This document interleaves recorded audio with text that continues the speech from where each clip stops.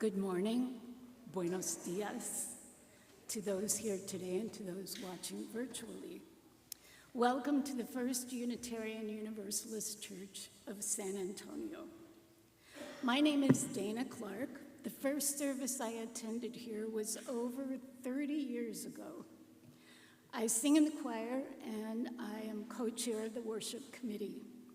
The worship committee is an exciting way to serve the church. We are constantly challenged to create worship services that meet the needs of our beloved community. If you are interested in serving on that committee, please speak to us about it. This church is located on land that was once known as Yanaguana. It was cared for by the indigenous Coahuiltecan people. Now we call it San Antonio, Bear Har County, Texas. Many indigenous people in the U.S. are still not recognized by our federal government, although they're vital contributors to our community. Because we affirm the inherent worth and dignity of all people, and because we aspire to be a diverse, inclusive, and multicultural community of communities, we mention this as one small step toward change. At our church, we strive to enact a universal love that binds us in mutual care and affection, especially in our work for justice for all and for our planet. Our faith is all-inclusive, and all means all. All means you and me and the person next to you. If you are new to us, please fill out a yellow visitor's card. We'd like to get to know you and follow up with you. Wherever you are on your life's journey, we hope you will find your place with us. And now we've come to the moment when we greet our old friends and reach out to people we hope will be our new friends. Say hello to each other.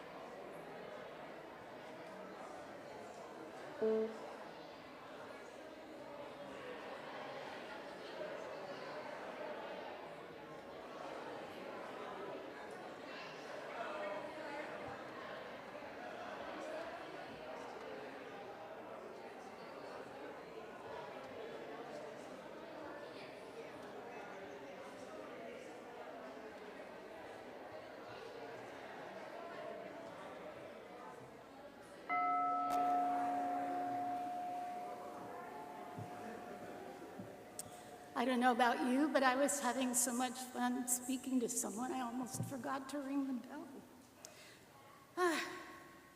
Today we welcome Reverend Art Severance to our pulpit. Reverend Art is our minister emeritus. He served as minister to this congregation from 1991 to 2007, during which time the membership increased from 250 to over 400, and this lovely sanctuary was built. Reverend Art.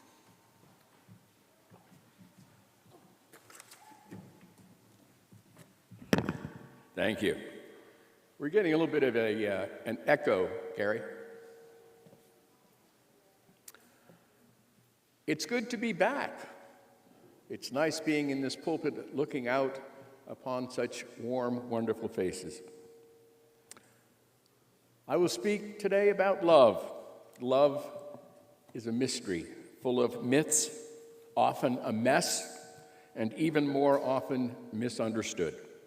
But I believe that it is love in all its mysteries and myths that make our lives worthwhile, indeed gives it meaning.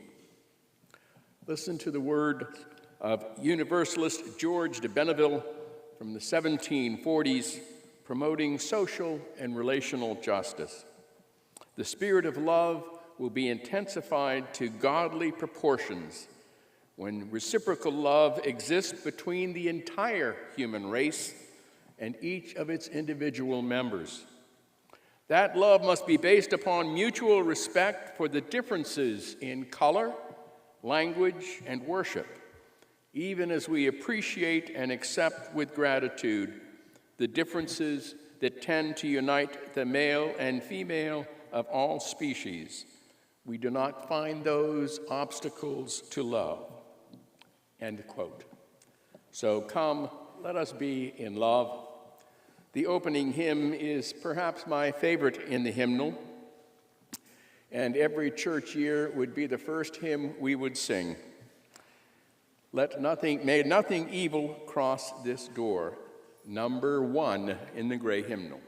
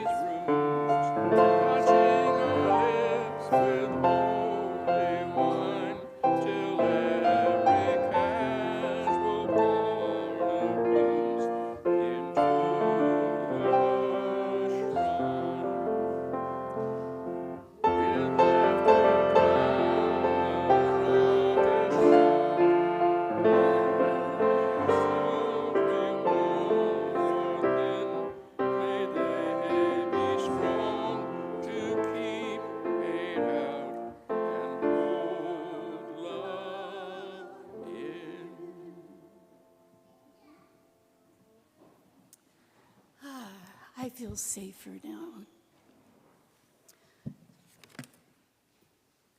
It is said that education is not the filling of a bucket, but the lighting of a fire.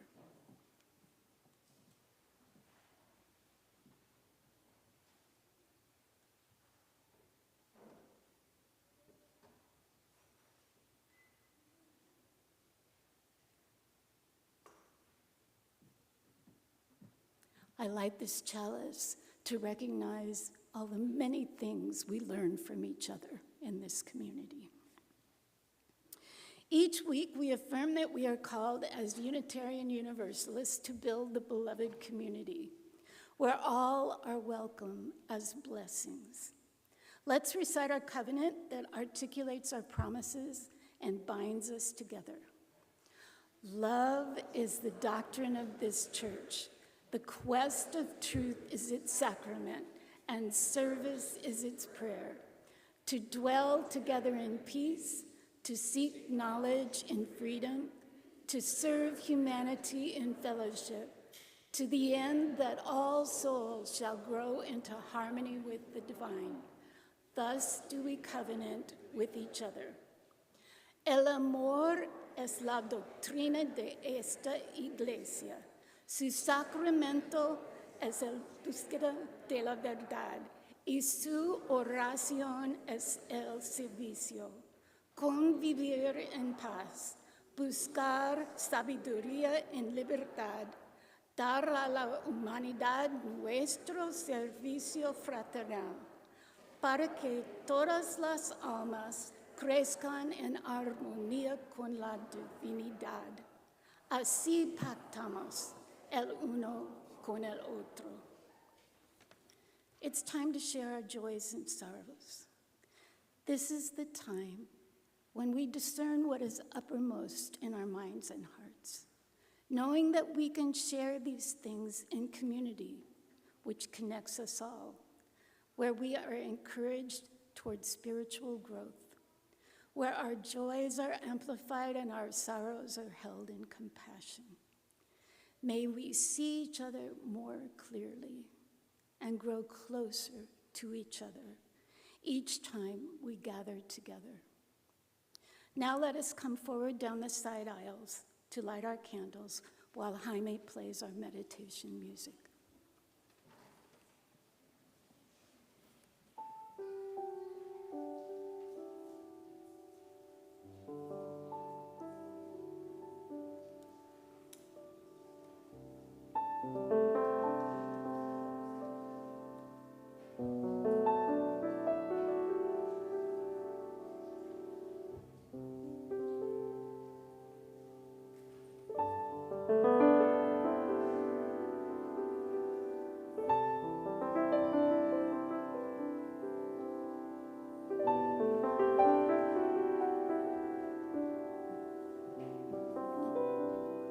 Good to see you.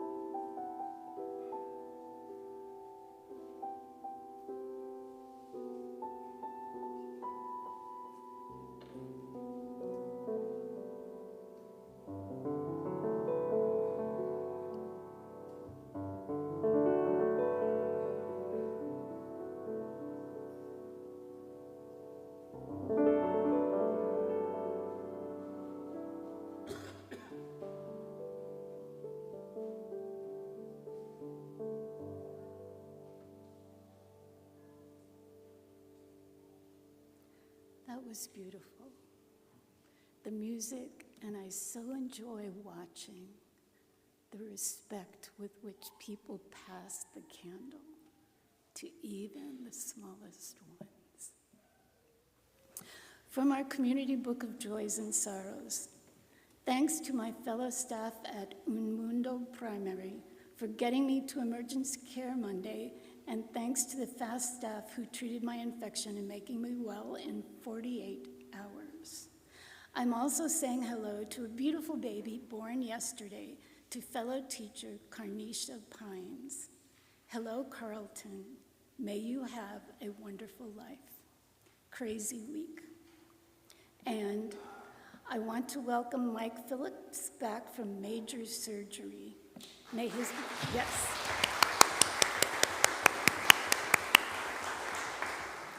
May his health continue to improve.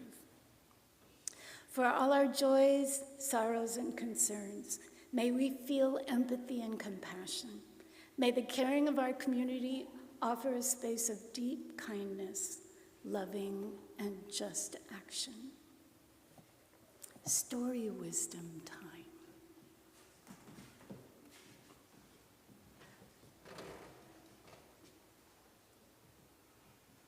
And if the children would like to come up.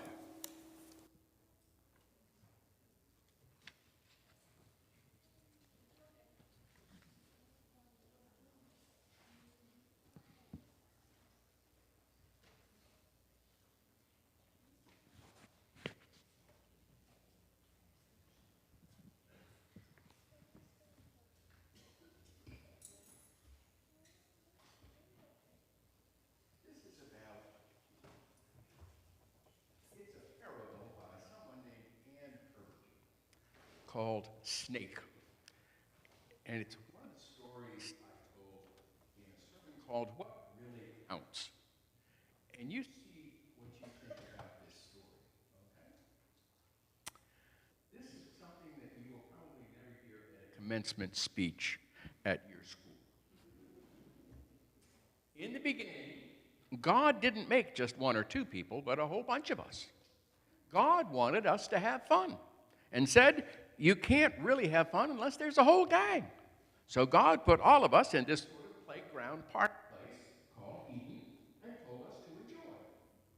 At first, we did have fun, just like God expected. We played all the time. We rolled down hills. We waded in the streams. We climbed the trees. We swung on the vines. We ran in the meadows. We frolicked in the woods, hid in the forest, and just acted silly.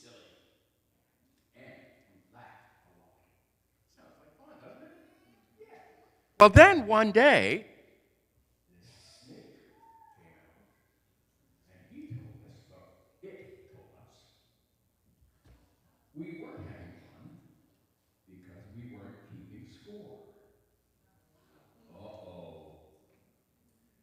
Back then, we didn't know what score was.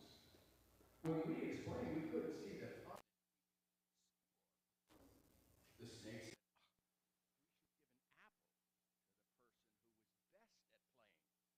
and we'd never know who was best if we didn't keep score. Well, we could see the fun in that. We were all sure we were the best, and we would win the apple. But it was different after that. We all yelled a lot. We had to make up new scoring rules for most of the games that we played. And other games like, well, frolicking, we stopped playing because it was too hard to score. And by the time we find out about our new fun, we were only spending about 45 minutes actually playing. And the rest of the time, working out to score. God was wroth about that. Very, very wroth. That means angry. This is all just part of a story. God shouldn't have been upset. He said we couldn't use the garden anymore because we weren't having fun. But we were. It just wasn't the kind of fun God wanted. God wouldn't listen. He kicked us out of the garden. Imagine, and said we couldn't come back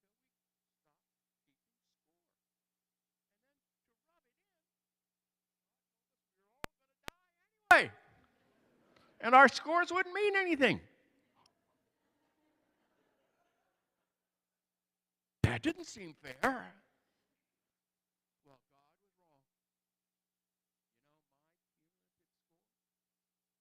was wrong. All game is now 16,548, and that means a lot to me. If I can raise it to 20,000 before I die, well, I guess I know I will have accomplished something. I'll have gotten 20,000 in my score. And even if I can't, life has a great deal of meaning because I've taught my children to score high. And maybe they'll even be able to reach, 30,000, or I just know it. Fun. Scoring, and isn't scoring the important part? Really, it was Eden that didn't mean anything. Scoring? I mean, what's fun? You got to win trophies. You got to win.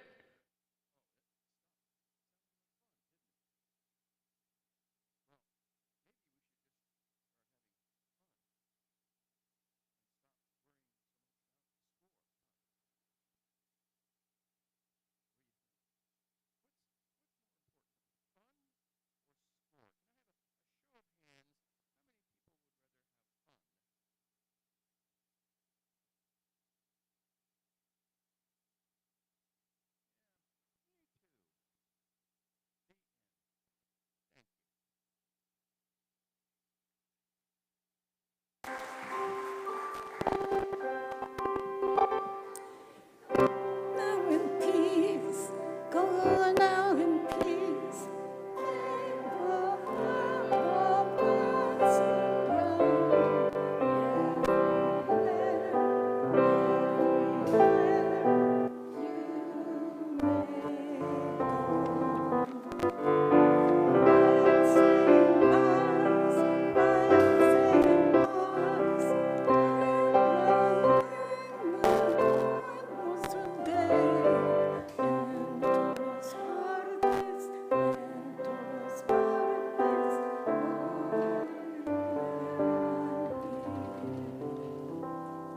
Children are welcome to stay with their parents in the sanctuary or go to the playground.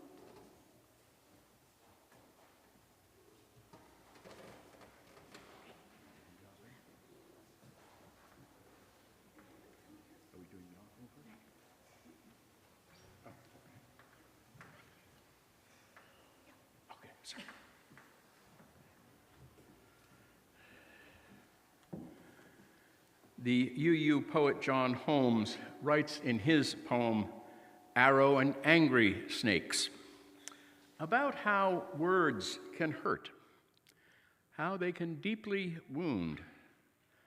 Forget about that sticks and stones stuff. Words can hurt. The poem is called Arrows and Angry Snakes. Poisons and daggers, branding irons and whips, arrows and angry snakes are nothing much, but casual words that fall from human lips terribly wound the friendly names they touch. Who offers words like these? Myself and you. You too, and not with murderous intent, not angry, merely talking as we do, of who was there and what they said and meant. How can they hurt so much, so lightly said? An evil angel likes to see our words, feathered with wit, released and sharply sped.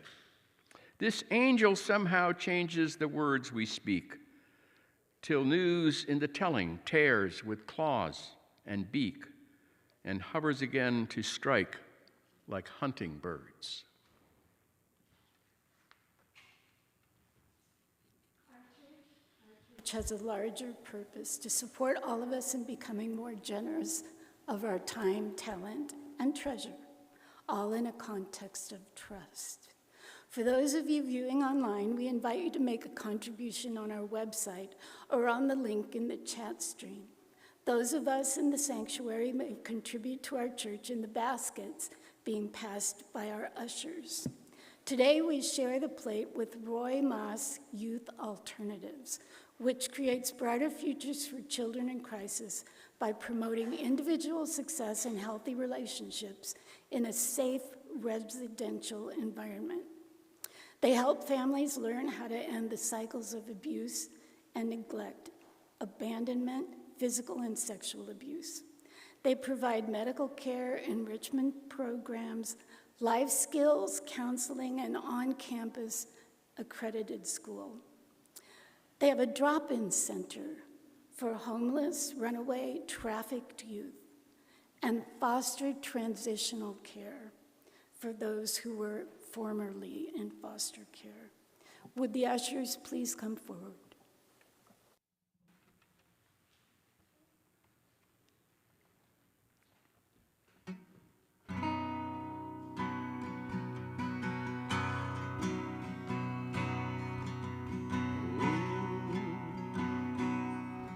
Learn about love in all life stories.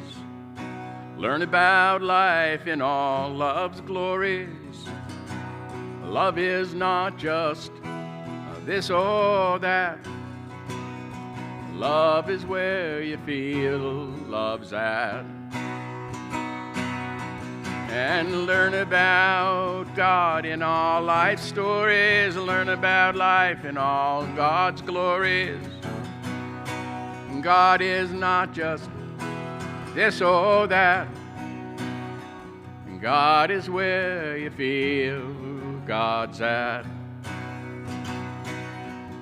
All boys and girls, women and men, circle around again and again. Loving life and loving each other, the world could be sister and brother.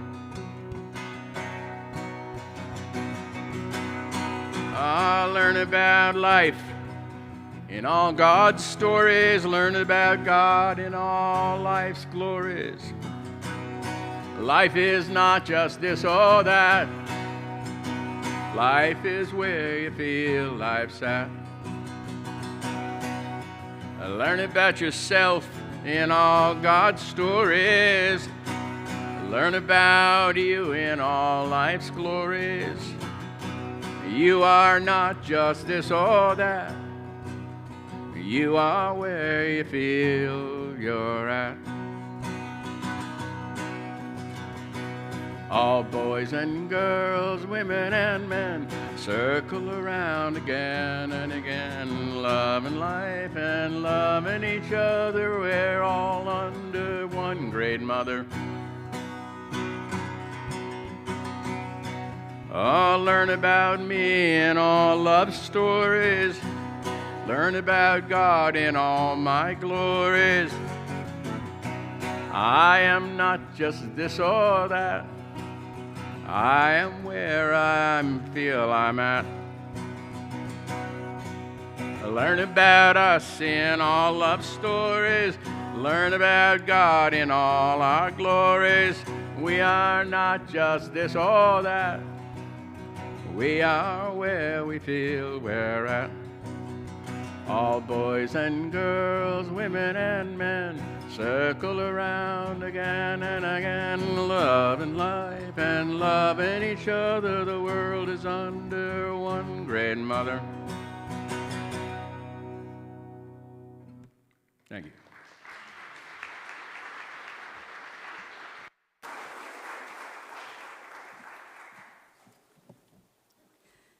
We bless these offerings we've received for our church and its many ministries and activities. May our blessings be multiplied by our sharing of them. Amen.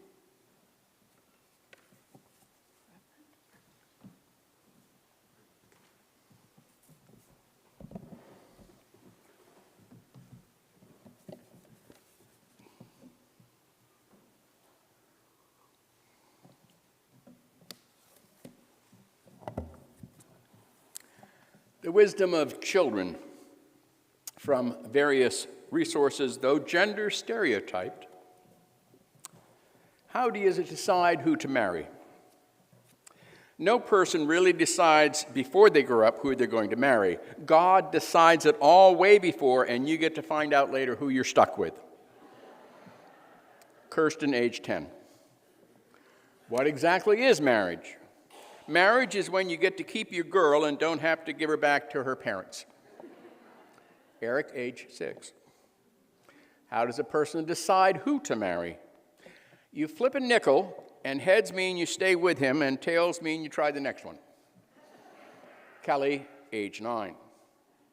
The great debate, is it better to be single or to marry? It gives me a headache to think about that stuff. I'm a kid. I just don't need that kind of trouble. Will, age 7. And on what falling in love is like. If falling in love is anything like learning how to spell, I don't want to do it. It takes too long. You could probably guess this was by a boy, age 7, Glenn. Well, a woman reported watching her 5-year-old granddaughter play with her dolls.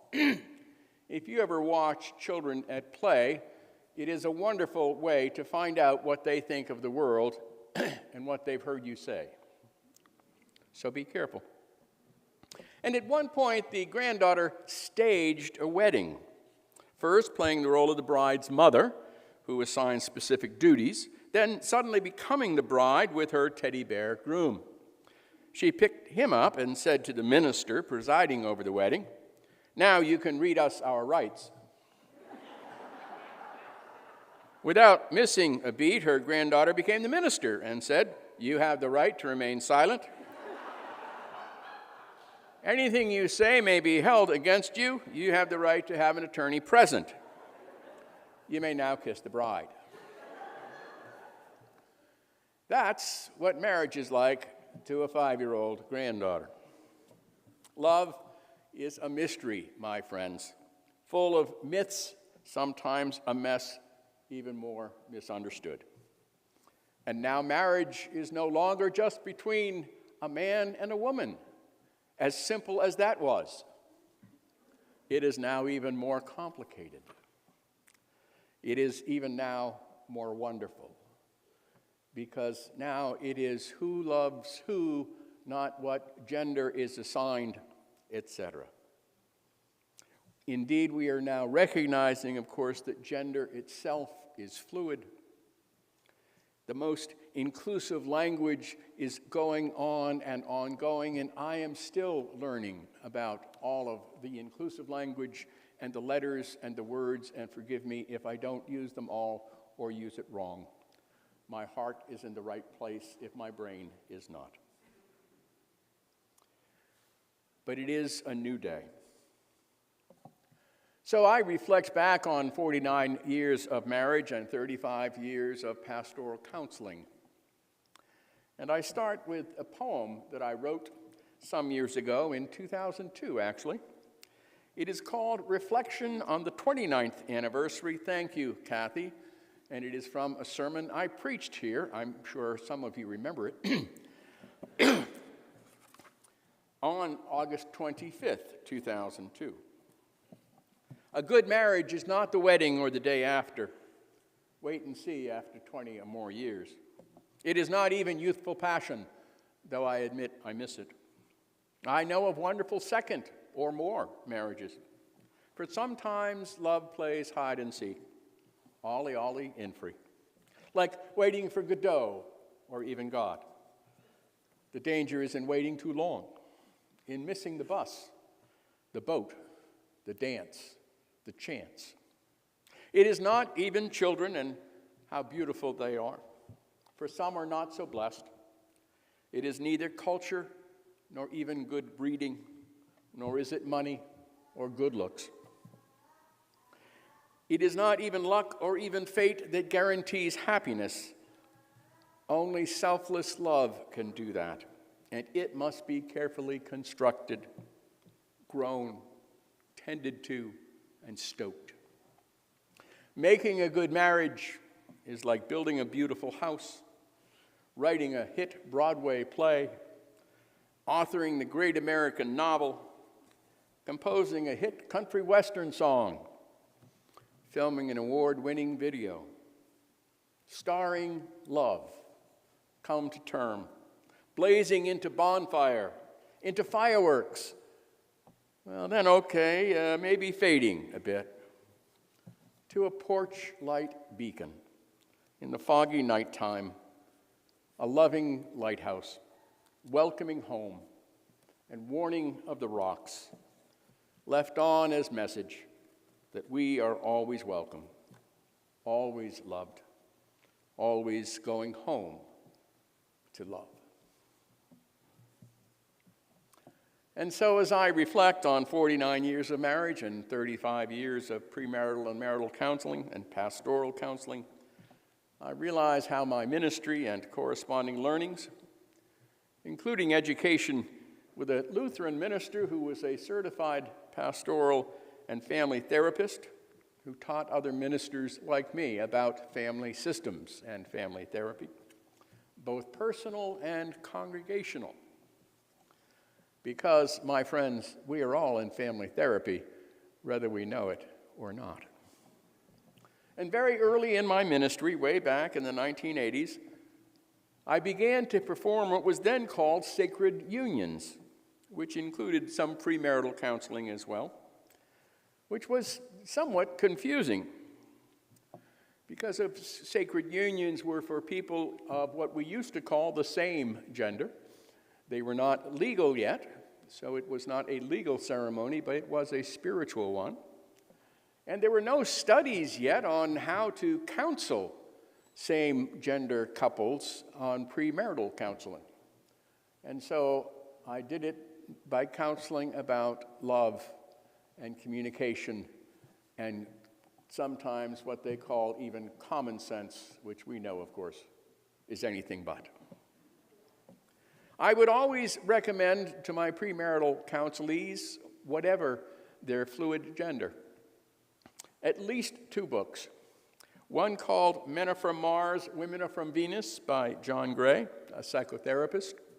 And the other was You Just Don't Understand by a linguist professor, Dr. Deborah Tannen. To understand differently how, in this case, before the fluid gender, each gender often communicates, often with the caveat that these are all generalizations. Not all women do this, not all men do this, and that there's a lot of mixture there. And I would always say, if this fits, if this rings a bell with you, it's helpful. And I had found the books quite helpful in my own understanding of my marriage, myself, and the way I deal with things. In Men Are From Mars, for instance, I found it to be more helpful with men, perhaps because it was written by a man. It used humor. It seemed to diffuse some of the defensiveness of some of the men. And for women, the idea of something that was written by women, therefore, could be more trusted for them. And so it seemed to be a good balance.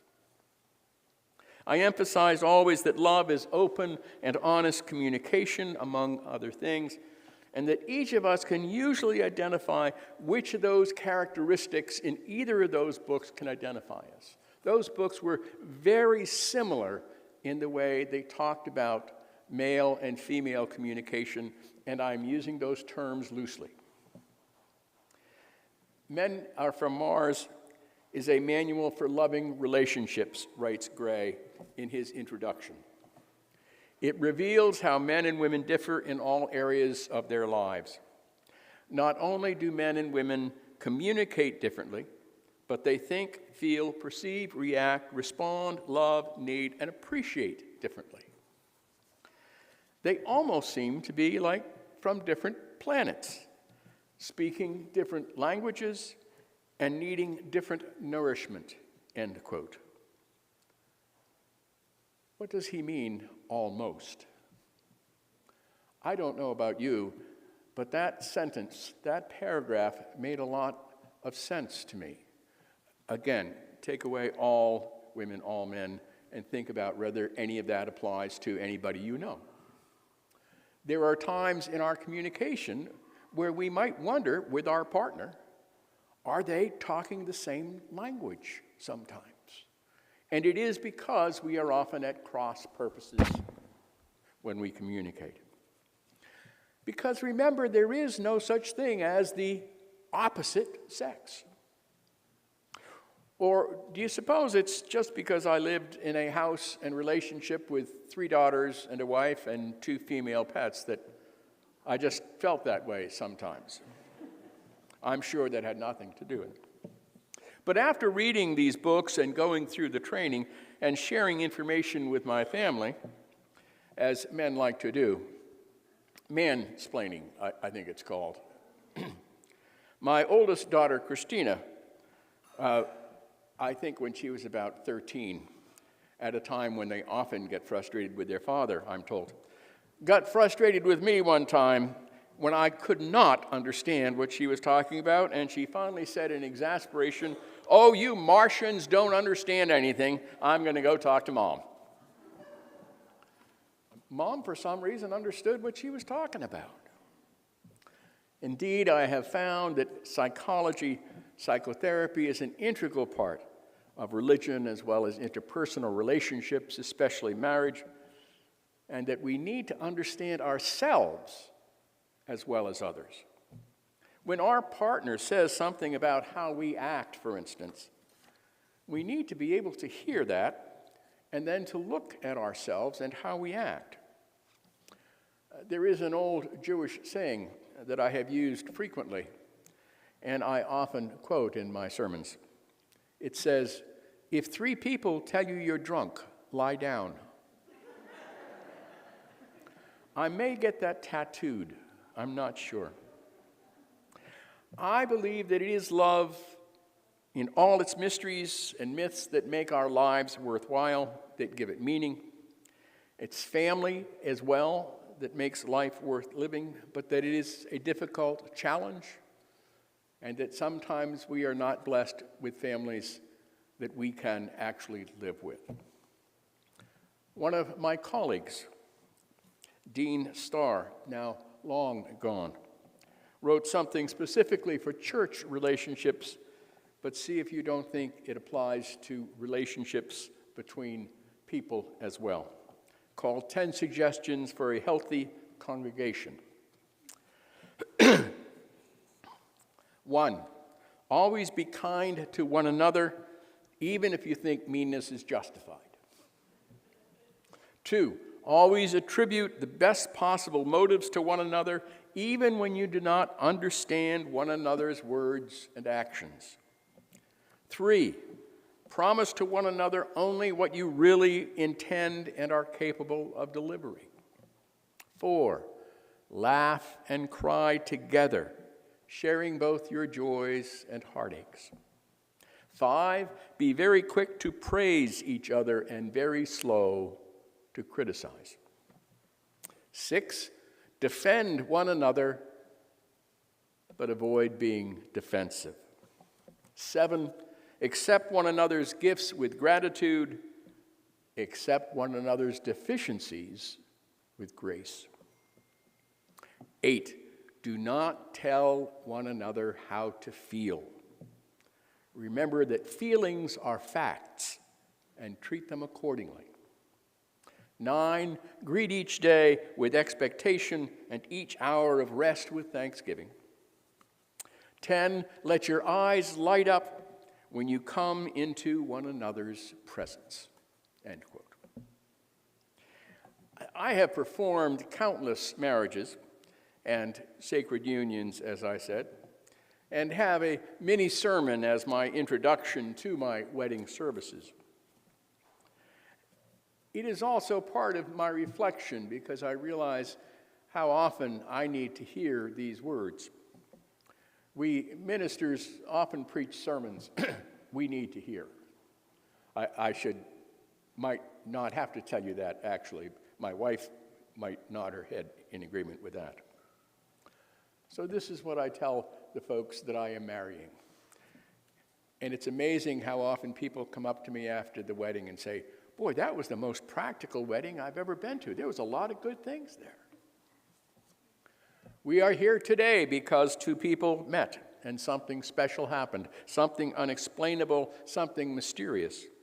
For some unknown reason, a loving relationship developed. Call it love, call it God, call it chemical reaction, call it the reason for living. It really doesn't matter what name we assign when two individuals melt into a new being called a couple, who, if they are willing to work incredibly hard on making their relationship blossom, may enjoy the fruits together for a long, long time.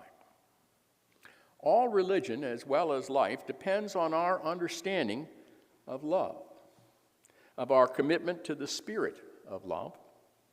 And I believe in the transforming power of love to move mountains, to bring joy to our lives, to strengthen us through sorrows, to give meaning to our uncertainties. And marriage is religion itself on a smaller scale. And without love and faith and its corresponding behavior, we are all atheists who believe in nothing at all, no matter what our church membership might say. But if we are committed with all our heart, our mind, our soul to love and to our loved ones and to the spirit of life and love, we will be living religion. So make time for each other as well as yourself. Learn to truly and deeply listen, not give advice.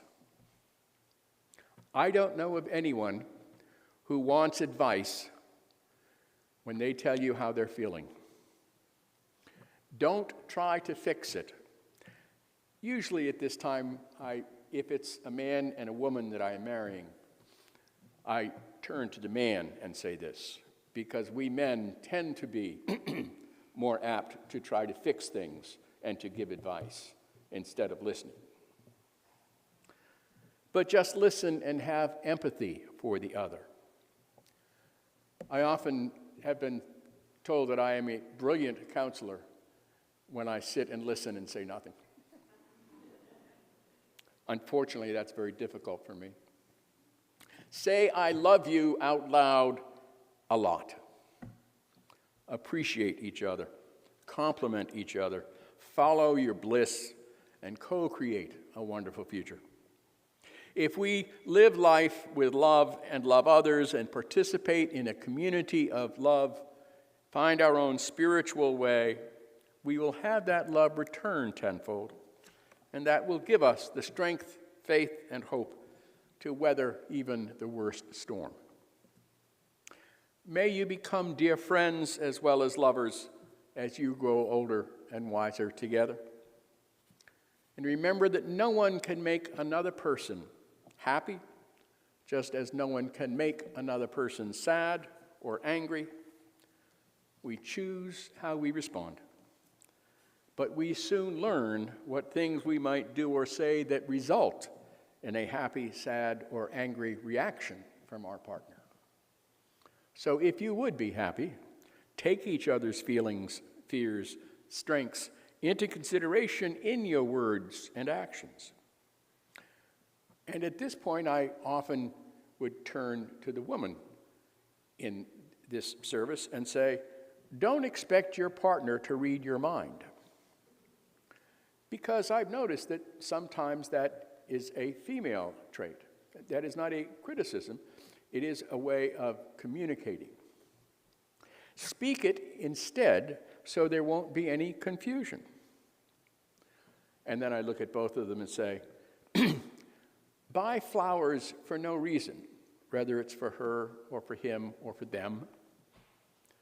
And don't keep a memory file of fights, faults, or perceived slights. Let it all go. Let the mistakes of the past go and find your balance between utter selflessness and true needs of the self. Don't try to change your partner. If there is something that bothers you about your partner, something your partner does or does not do that drives you crazy, change the way you react. And you may find your partner changing as well. Not because you tried to change your partner, but because you started to change. And remember when we were in school and we learned math by solving those puzzles, those mysterious and puzzling problems. And as we get older, and if we are lucky, a little wiser, we realize that we are still learning how to solve life's problems, but now not in a book. Now we must learn how to use the algebra of love and life, and remember that we are co-creators of our lives and our world, but there will also be things beyond our control, so don't sweat the small stuff. And I have tried to live by this, but it's not easy either. So talk about love, of course, is important, but perhaps needs discussion about how love acts, how it behaves. For instance, Deborah Tannen says in her book, You Just Don't Understand, remembering, again, this is a generalization. For a woman, talk is interaction. For a man, it's gathering or sharing information. For many women, talking together is a sign of intimacy. It shows the other person cares. To men, intimacy is the feeling that you don't have to talk, but can just relax and enjoy each other's silent company. It's not difficult to see, then, how mixed messages are received by this continuum of genders. Even whether or not we talk can be a message, even when we don't realize that, end quote. And then back in the 1960s, there were two other best-selling psychology books which I recommend and found very helpful to myself and to my counseling. The first was I'm Okay, You're Okay by Dr. Thomas Harris, about an innovative therapy called transactional analysis, followed by another one called Games People Play, the psychology of human relationship, by the psychiatrist Eric Berne, who was actually the psychiatrist that developed that theory. Based on Freudian ideas, but somewhat different, because Freudian psychotherapists, of course, focused on the talk therapy, Berne and Harris realized that analyzing patients' social interactions, or the transaction analysis, in three ego states, adult, parent, and child, and communicating from those different modes interacting were very helpful. And that's another whole sermon in itself, so I won't take that up. But I also found it interesting that psychiatrist Berne had been married 3 times. The first described as very acrimonious, and he died at the age of 60, the same year of his 3rd divorce. Just a coincidence, I'm sure, but I wondered if he had listened to his own psychotherapy. Kathy and I had experience early in our marriage when we were in marriage counseling this one time with a therapist couple who we felt was very helpful to us, and then concerned later on to find out they got divorced. And luckily, we are still married. They are not. We thought about asking for our money back, but we never did. Remember, too, that love does not mean never having to say you're sorry, as that classic movie Love Story wanted to teach us. Indeed, it is just the opposite. Kathy and I have been blessed with 3 wonderful daughters and now 6 grandchildren with whom we remain close in loving relationship. And we love to talk about those early days and the relationships and the memories. And I have found that my regrets most often revolve around not spending more time with them, about those times that I was just too busy to do whatever they wanted me to do, or to watch this, Dad, as soon as I finished reading the paper or whatever it was that I was doing that was so important. And of course, by the time I was done reading the paper, they were on to something else. Or the certain ways that I acted with either Kathy or the kids that I wish I could change in the past. I am deeply grateful to my family, especially to Kathy, the love of my life after 49 years, with whom my life has been blessed. And I am glad that we continued to work hard on making this relationship blossom, that we went to counseling a number of times when it was strained, to save the relationship, My call to ministry was after we had 3 girls. The family hadn't signed up to have a minister in the family originally, and so it was supportive, but it was difficult. And in 1991, when I accepted the call to this wonderful church, it did involve moving from our wonderful old historic farmhouse in Doylestown, Pennsylvania, to San Antonio, which was somewhat of a culture shock for us, as you can imagine. But the church also became our family, and church relationships as well became part of that work of relationships. So many people from here gone now, people that I remember, that some of you remember. So many people who had become like family, who watched our daughters grow up here, who remember. But that spirit of love, which I believe is at the heart, no pun intended, of all religion, was present here. And one of my sermon titles in 2011, when I was serving the East Shore Church in Ohio, was Marriage is About Love and Commitment. Happy 38th anniversary, Kathy. So I believe that love is the answer, my friends, in religion, in church dynamics, in relationships, especially marriage, deep, profound love of life, justice, and what the Buddhists call right action, right behavior, loving behavior. May it continue to be so. Amen.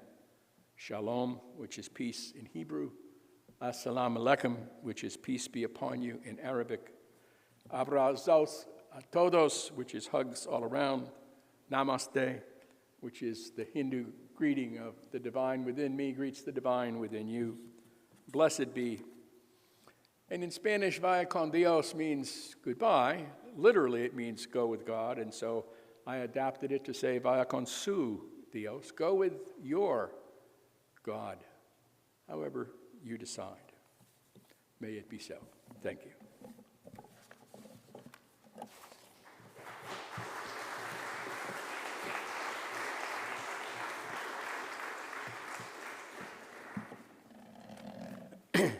Let us stand as we are willing and able and sing closing hymn number 131.